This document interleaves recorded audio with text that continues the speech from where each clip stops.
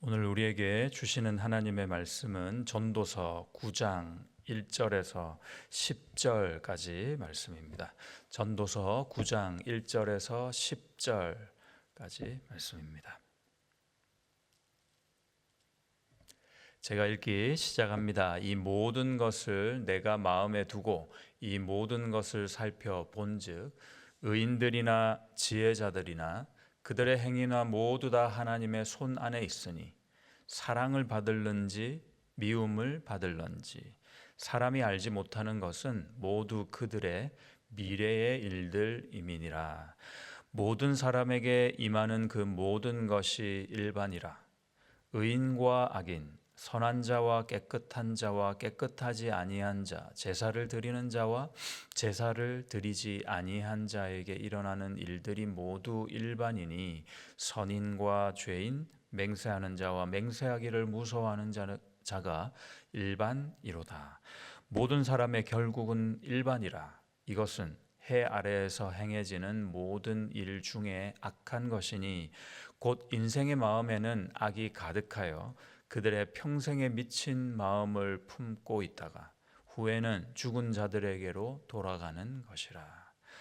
모든 산자들 중에 들어있는 자에게는 누구나 소망이 있음은 산 개가 죽은 사자보다 낫기 때문이니라. 산자들은 죽을 줄을 알되 죽은 자들은 아무것도 모르며 그들이 다시는 상을 받지 못하는 것은 그들의 이름이 잊어버린 바 됨이니라. 그들의 사랑과 미움과 시기도 없어진 지 오래이니 해 아래에서 행하는 모든 일 중에서 그들에게 돌아갈 몫은 영원히 없느니라.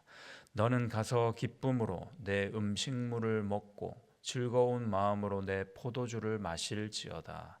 이는 하나님이 내가 하는 일들을 벌써 기쁘게 받으셨음이니라. 내 의복을 항상 희게 하며 내 머리에 향기름을 그치지 아니하도록 할지니라.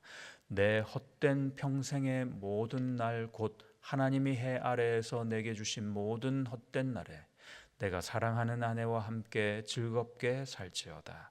그것이 내가 평생에 해 아래에서 수고하고 얻은 내 몫이니라.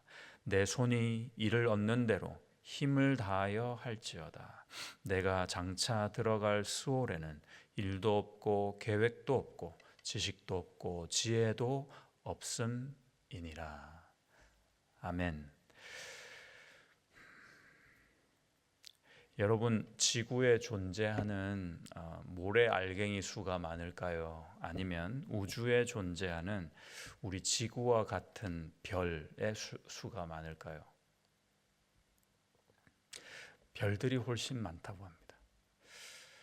우주는 지구와 비교할 수 없을 만큼 거대한데요. 지구의 크기는 지름이 12,742km 정도 됩니다.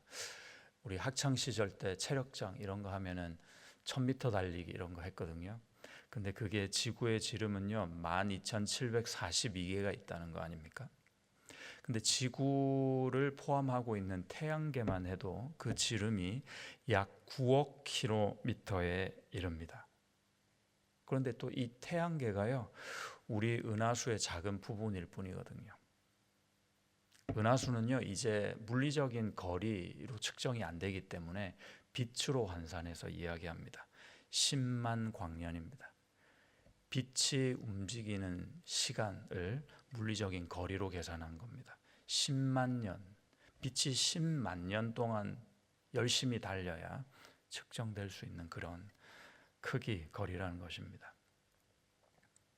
하지만 이 우주는, 은하수는 우리가 속해 있는 은하인데 우리가 속해 있지 않는 우리의 태양계 밖에서의 은하들이 또 있어요. 그게 수천억 개랍니다. 모래알보다 작은 지구에서 주인 행세를 하고 있는 인간이 참 가관인데요. 우리 인간이 어디에 생사를 걸고 있는가 이렇게 봤더니 오늘 지혜자의 말씀은 1절, 2절에서 보니까 인간들이 이런 데 몰두하고 있다 이런 겁니다. 사랑일까 미움일까 거기에 몰두합니다. 이 사람 또는 내가 의인일까 악인일까, 선한가 깨끗한가, 영적인가 그렇지 않은가에 몰두하고 살다가 죽습니다. 그것이 우주에게 모래알 마냥 무슨 의미가 있는가? 우리 집 방구석에서 개미가 있었는데 이 개미는요, 다른 개미들보다 좀 부지런한 거예요. 그래서 이 개미는 죽기 전에 다른 남들 개미보다 집 한 채를 더 지었네요. 그게 나에게 무슨 의미가 있겠습니까? 도대체 그래서 지혜자는 말합니다. 해 아래에 의미 있는 존재와 움직임이 있는가? 이런 회의적인 질문을 던지고 있습니다. 지혜자의 결론이 뭡니까? 절대 없구나. 해 아래는 도무지 그런 것은 없다. 왜 없는가? 결정적인 이유는 무엇인가? 이러나 저러나 죽음이라는 놈 앞에는 장사가 없더라 이겁니다. 죽음이라는 놈만 없었어도 의미 있는 뭔가가 나올 수 있을 텐데 다 결국 이렇든 저렇든 어떤 모양으로 살아가든 결국 죽음 앞에서는 결국 아무것도 아닌 게 되더라는 겁니다.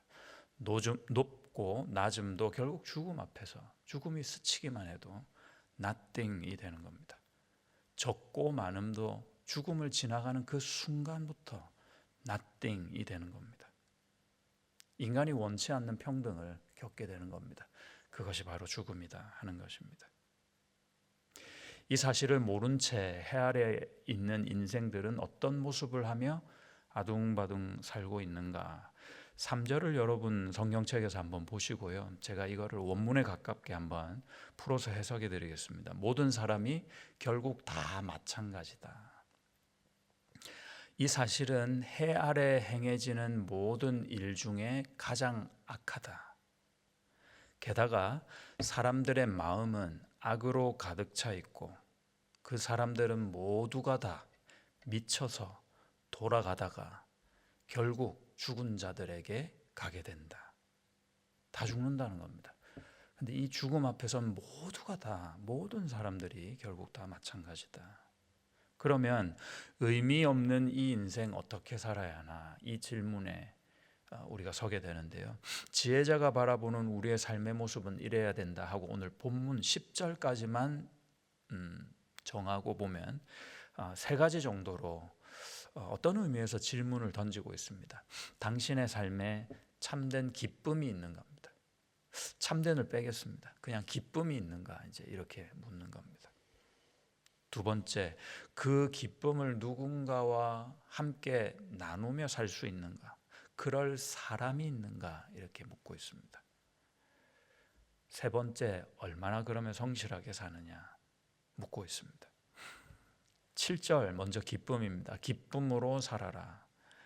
이거는 뭐 고매하고 뭐 아주 숭고한 기쁨을 얘기하지 않습니다. 그냥 기쁨이 있는 겁니다. 살면서 정말 기쁨이 있는 것. 기쁨으로 살아라. 왜냐하면 이유가 참 너무 의미 있습니다. 하나님이 우리의 존재를 절대값으로 매겨주셨기 때문이다 하는 겁니다. 그 표현이 7절 뒷부분에 보시면요. 하나님이 내가 하는 일들을 그 일이 무엇이었든 간에 이 뜻입니다. 벌써 이미 기쁘게 받으셨음이니라. 내가 어떠한 모습이든 내가 한 일의 성공 여부에 관계없이 하나님께서 나를 기쁘게 이미 받으셨다는 겁니다. 그래서 너도 당신도 기뻐할 이유가 충분하다. 그 기쁨을 누리며 살 수 있는 자격이 충분하다. 이런 겁니다. 이걸 모르면 계속 내 부족함에 몰두하게 되거든요. 내 부족함에 몰두한 나머지 자꾸 내가 어떻게 하나님께 다가가요? 내가 죄가 많아서요. 내가 너무 지식이 없고 아는 게 없어서 주님께는 못 갈 것 같아요. 이건 겸손이 아닙니다. 참된 겸손은 자기 자신에게 시선을 돌리는 겸손을 이야기하지 않습니다. 거기에 답이 없어요. 참된 겸손은 어떨 때 이루어지느냐?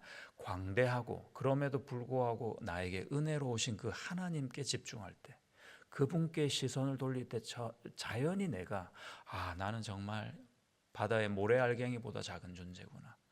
우주의 그 작은 미물보다 더 하찮은 존재구나를 인식하게 되고 하나님 앞에 낮아지는 그 마음을 성경은 겸손이라고 합니다.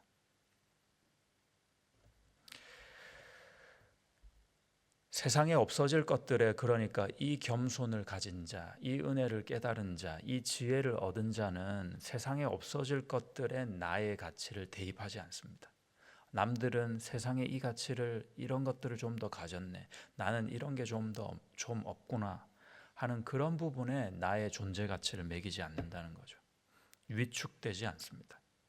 그러지 마시기 바랍니다. 하나님은 나를 절대값으로 이미 받으셨습니다. 내가 하는 일, 그것이 비교 불가 대상이 아닙니다. 하나님은 내가 존재하는 것만으로 이미 나라는 존재를 받으신 겁니다. 상대적인 가치, 상대치로 우리 하나님께서 나를 받으셨다면 절대 하실 수 없는 일이 무엇이냐면 자기 아들을 버리시는 겁니다. 이게 가치의 비교가 안 돼요. 우주와 하다못해 모래 알갱이를 비교하는 것보다 더 말이 안 되는 터무니없는 비교가 되는 겁니다.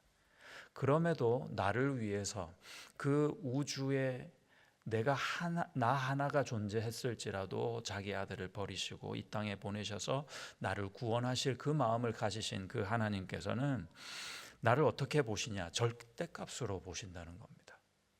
나라는 존재 그 자체를 하나님 귀하게 여기셨기 때문에 아들이라도 버릴 수 있게 되는 마음이셨던 겁니다. 말도 안 되는 은혜입니다. 8절을 보시면 그러니까 어떻게 해야 되는 게 맞느냐 이걸 깨닫고 이렇게 살아라는 거죠. 아침마다 축제 옷을 입으라 하는 겁니다. 메시지 성경을 보니까 깃발과 스카프를 아끼지 마라 그랬어요. 참 좋은 표현입니다. 깃발을 막 흔들면서 살아라는 거죠. 예쁜 스카프를 내일 요거는 다른 잔칫날 입어야지 그러지 말라는 거예요. 그 잔치는 그 축제는 오늘이다 이런 겁니다. 오늘 나를 대우해주고 오늘 나를 존중하고. 왜요? 세상이 말하는 인본주의, 인격의 존중 이런 거 아닙니다. 내 안에 절대값, 그 가치를 가지고 하나님이 얼마나 나를 사랑하시고 기대하시는가 그 마음을 배워서 나를 대우하라는 겁니다. 안토니 캄플리라는 사회학자가 있었습니다. 대학 교수였는데요. 좀 더 아주 늦은 나이에 예수님을 믿었어요. 그런데 이분이요 늦은 나이는 아랑곳하지 않고 신학을 공부하기 시작했습니다. 그래서 목회자가 됐어요. 그래서 자기 전공을 살려서 이런 설문을 했습니다. 가상 질문을 딱 한 질문을 해가지고 80세 이상의 노인에게만 대상으로 해가지고 설문을 해가지고 그 내용을 바탕으로 논문을 냈죠. 그 가상 질문이 무엇인가? 당신에게 또 한 번의 인생이 생긴다면 무엇을 하시겠습니까? 그래요.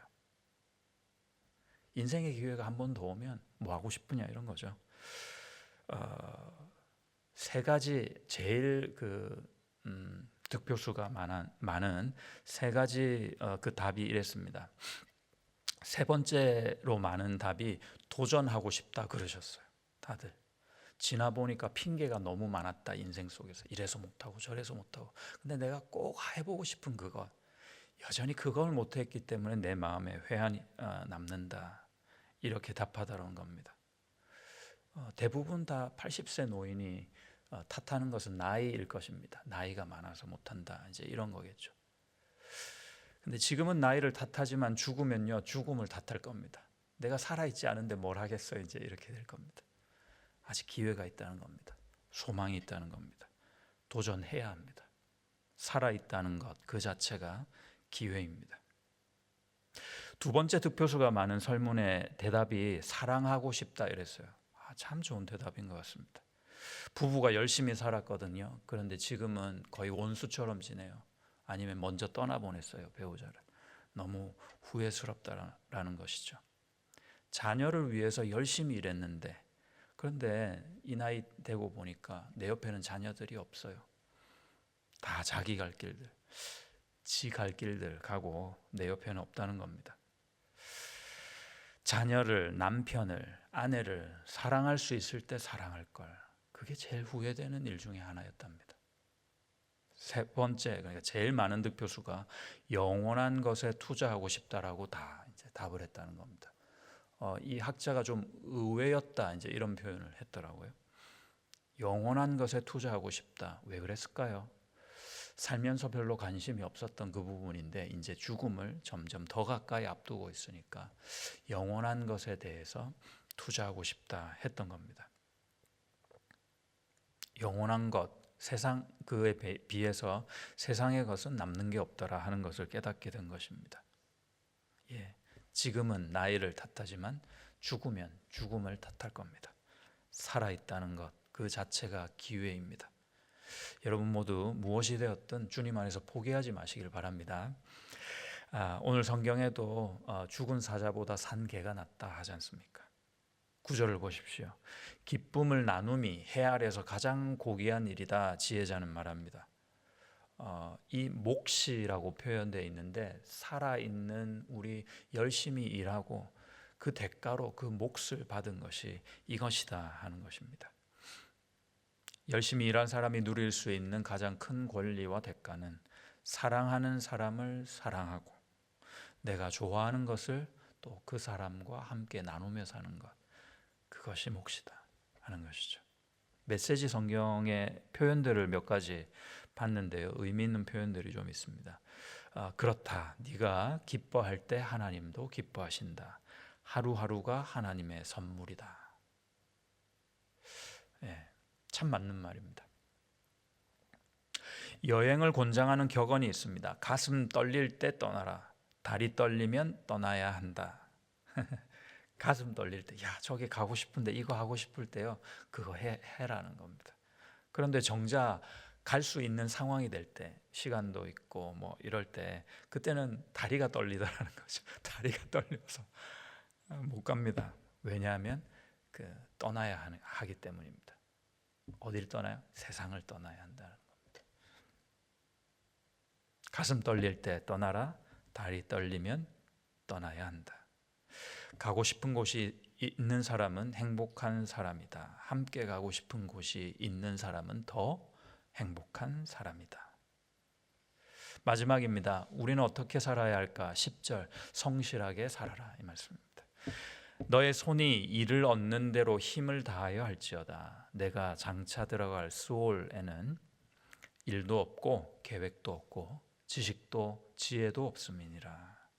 지금이 내가 그 일을 감당할 수 있는 마지막 기회다. 유일한 기회일 수도 있다. 너는 죽은 자들이 있는 곳으로 날마다 가고 있으며 그곳에는 할 일도 생각할 거리도 없기 때문이다. 메시지 성경입니다. 저는 요즘 이제 차를 타고 가면서 좀 궁상맞지만 일부러 이런 표현을 자주 합니다. 좋은 걸 보면 예쁘다 감사합니다. 행복하다 감사합니다. 특별히 행복하다 할 때는 나쁜 생각이 들어올 때 그렇게 합니다. 나쁜 생각이 들어오면 나는 행복하다 감사합니다. 이렇게 하는 거예요.